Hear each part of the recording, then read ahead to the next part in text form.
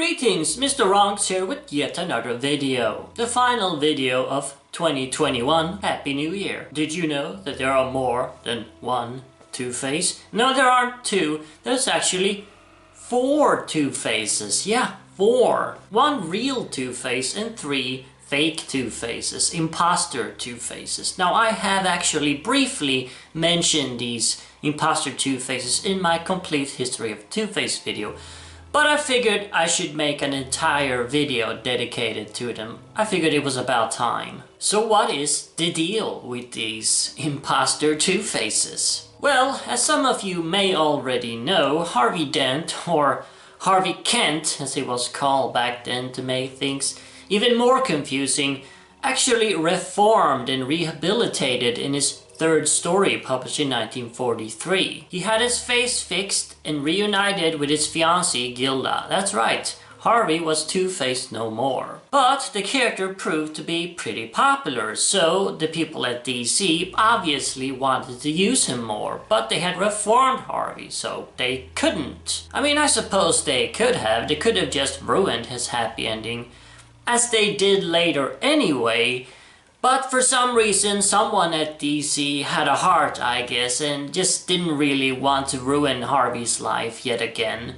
So they came up with the idea of creating other Two-Faces to replace the real Two-Face with. A pretty silly and desperate idea in my opinion. It's like they wanted to have their cake and eat it too.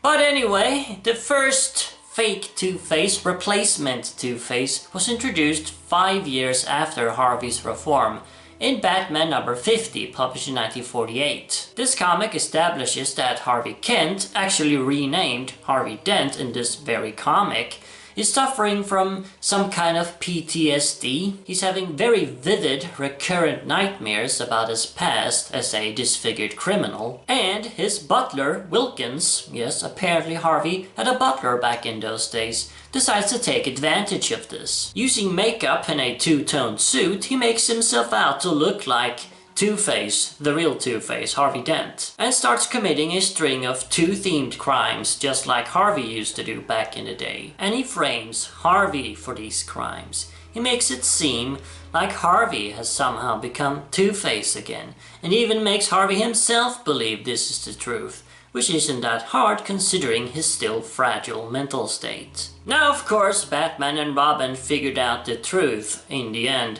and had Wilkins arrested and Harvey cleared. And that was the last time we ever saw Harvey Dent's butler Wilkins and the first Imposter Two-Face. But of course that wasn't enough, because DC wanted more Two-Face, so they decided to introduce yet another Imposter Two-Face. This happened in Batman number 68, published in 1951. This comic introduces Paul Sloane, an actor who's gonna play Harvey Dent in a TV play about the life and crimes of Two-Face. During the courtroom scene where an actor portraying Sal Moroney is supposed to throw a bottle of water into Paul Sloane's face, Sloane is actually disfigured for real in the same fashion as Harvey, because the prop guy replaced the bottle of water with a bottle of real acid. He did it because apparently Paul had stolen his girlfriend, so he wanted revenge on him.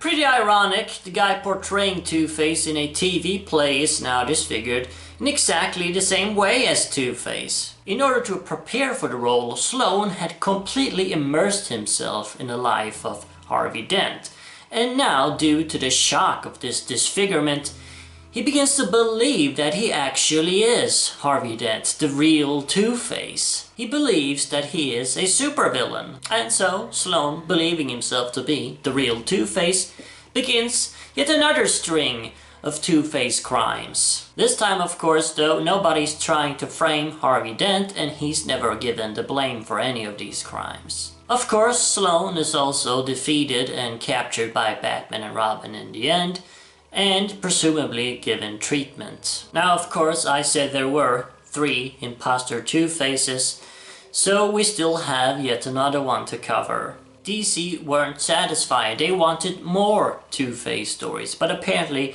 they didn't want to use Sloane again, so they came up with the brilliant idea of having yet another dude masquerading as Two-Face. This took place in Detective Comics 187, published in 1952, just a year after the Sloane story. This time it's a dude named George Blake, the owner of a theater that's putting on a play about the life and crimes of Two-Face. And for some reason they're having Harvey Dent play himself in this play. However, Blake slugs Harvey in the dressing room and puts on the Two-Face makeup himself, but he puts it on the wrong side and then goes crazy and starts committing a string of Two-Face related crimes, and of course framing Harvey for it, making everybody believe that Harvey went crazy because he was gonna play Two-Face yet again and put on this makeup and became Two-Face again. But yeah, since the idiot put the makeup on the wrong side of his face, Batman pretty easily deduces that,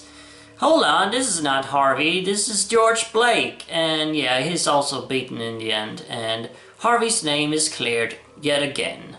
And that was pretty much the final imposter Two-Face, and just 2 years later, the real Two-Face returned as Harvey Dent was disfigured yet again and permanently became Two-Face. Yeah, all of this sounds kinda silly when you say it out loud. It wasn't the last we saw of a imposter Two-Face though, as Paul Sloane, the actor, the second imposter Two-Face, returned actually. He came back in 1987, several decades later, for a two-parter in Detective Comics. This story establishes that Sloane did indeed get treatment and had his face fixed and went back to living a normal life with his wife. His wife, which we never actually saw in the original story, maybe it's that girlfriend of the prop guy? Anyway, Two-Face, the bastard that he is, kidnaps Sloane and has surgery performed on his face by the crime doctor to make him look like Two-Face once again. And why is Harvey doing this? Well, he's gonna use Sloane as a decoy. He's basically gonna have Sloane go nuts again and think he's become Two-Face again, which is exactly what happens, and then go on a string of two-themed crimes while he is committing a bigger crime, so Sloane will be distracting Batman. And this little scheme of Harvey's works pretty well until Sloane finally comes to his senses and decides to join Batman and Robin instead and helps them capture the real Two-Face. This story ends with Sloane reuniting with his wife and getting facial surgery to fix his face. However, this wasn't the last we ever saw of Paul Sloane though, because he returned yet again in 2005 for an arc called Dead Reckoning. This comic basically completely retells the Paul Sloane story and reimagines him. This version is more like a Basil Carlo type character, a horror actor who plays these various iconic horror roles and creates the makeups himself, pretty much like Lon Chaney. He's not a movie actor though, he's actually a theater actor. He's then hired by the Rogues Gallery to play Two-Face as part of their scheme, some convoluted scheme to kill Batman. Yeah, I don't know if I want to get into all of that, but basically Sloane is even more of a method actor this time around and completely immerses himself in the role and even goes out to commit a crime as Two-Face to truly understand the mind of Harvey Dent. When the real Two-Face finds out about all of this though, this guy masquerading as him and even committing crimes as him, well, he gets pretty pissed. He kidnaps Sloane, yet again, and tortures him for hours, almost to the brink of death, and completely disfigures him. He then tosses his near-dead body to the Rogues Gallery. And to make this weird story even more convoluted, the Scarecrow examines Sloane and falsely declares him dead to the Rogues Gallery, but he isn't actually dead, and Crane takes him with him and uses him as a guinea pig in his fair experiments. What? I don't know. He needed a guinea pig and for some reason he decided to pick Sloane. And through his fear experiments, he actually succeeds to remove all of Sloane's fears. And he then keeps him a prisoner in his, I don't know, castle. He has a castle all of a sudden. And then Sloane manages to escape. And 8 years later, he returns. Decides to get revenge on the rogues. But no, he's actually been hired to kill Batman, and it's a weird, very convoluted story. Sloane actually survives this story and at the end adopts the moniker of Charade, and it seems like they were trying to set him up as the next big Batman villain, but of course that didn't happen because he never appeared again, ever. That was the last we ever saw of Sloane so far, and the last we ever saw of a Two-Face imposter, and thank God. Now I do feel like I have to mention a couple of bonuses, a couple of bonus imposter Two-Faces, because we did sorta have some of those as well. I mean, the more and more I talk about all of this, the more ridiculous it all sounds. In World's Finest Comics, issue 173, published in 1968, Batman himself was transformed into Two-Face with a potion. That's right, Batman himself has been an imposter Two-Face once. And yes, he did believe himself to be the real Two-Face and went on a string of two-themed crimes. And then of course we have Bart Megan, aka the Incredible Dr. No-Face from Detective Comics 319, published in 1963. Yes, that's right, Dr. No-Face. Now what is No-Face's story? Well, he's a criminal who frames a doctor of being a supervillain named Dr. No-Face for a string of face-themed crimes. And what is the name of this doctor? Well, his name is Paul Dent. There's no way this is not some kind of reference to Two-Face, a guy named Dent, Paul Dent even, from Paul Sloane, and he's face-themed, no face.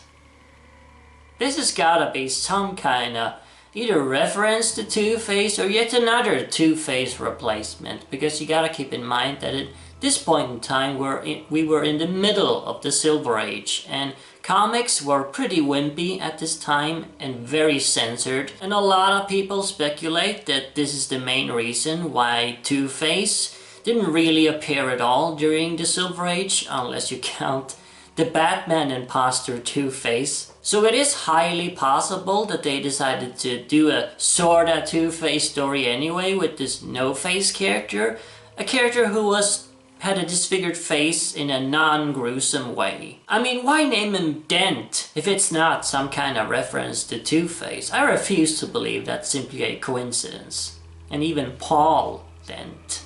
And those are all the imposter Two-Faces, unless you count Elseworld stories, of course, because if we include those as well, then we have a whole bunch of more weird, fake, alternate Two-Faces. So let's just not, because this video is gonna be 22 hours if we're gonna do that. Let me know down in the comments what you think of these imposter Two-Faces. Do you think we should bring any of them back?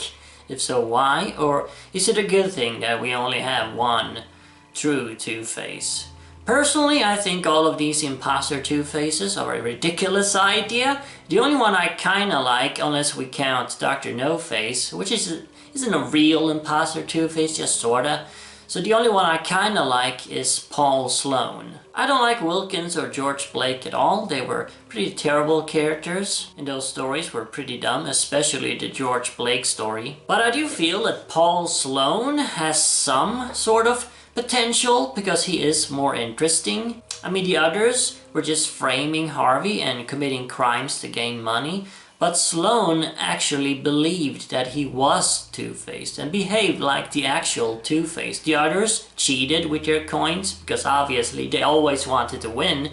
But Sloane used the coin just like Harvey does. He used it fairly and actually obeyed the outcome of the coin toss. And I do really like the idea of a movie about the life and crimes of Two-Face being made, because that is something that actually happens in real life. I mean, we constantly get movies about criminals, so it makes a lot of sense that they would do that in universe, into DC universe, because there they have even a lot more outlandish criminals, so it will make a ton of sense if that they made movies about them. I mean, why wouldn't they? It's weird that they don't do this more often. So yeah, I love this idea of a in-universe movie about Two-Face, and that the actor portraying him is a method actor and goes way too deep into the role and is then disfigured and thinks that he actually is the real Two-Face. That's an idea with potential. I wouldn't mind seeing the original Paul Sloane story remade